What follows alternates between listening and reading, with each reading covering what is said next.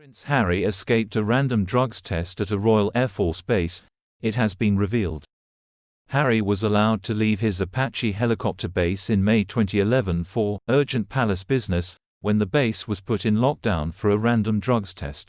The Royal Air Force Whitsom base in Suffolk was secured by armed guards when the testers arrived unannounced, but Harry was given permission to leave for London while his comrades were ordered to provide urine samples. According to The Sun, Harry's team said that he had urgent palace business and he was the only one not tested on the base.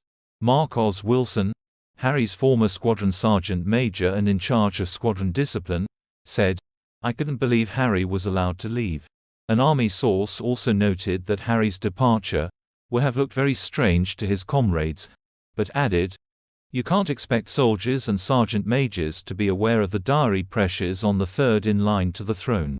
A Ministry of Defense spokesperson stated, "Every member of the armed forces is subject to compulsory drugs testing. We do not comment on individuals." Harry, who has now admitted to taking cannabis, cocaine, and magic mushrooms in the past in his memoir, Spare, was a member of 656 Squadron, 4 Regiment Army Air Corps at the time of the incident.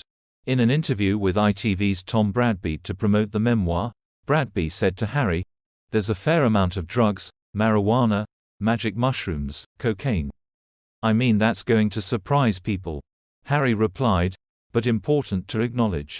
In his memoir, Harry wrote that he had taken cocaine during a shooting weekend by the summer of 2002 when he was 17 and did a few more lines on other occasions.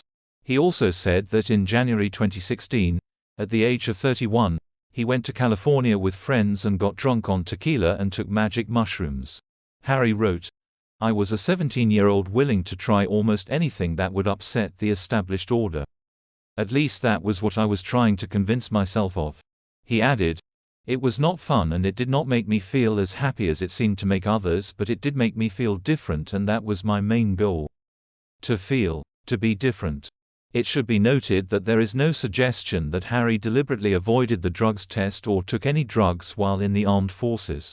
Harry, who now lives in the US with Meghan Markle after quitting royal duties in 2020, has recently opened up about his past drug use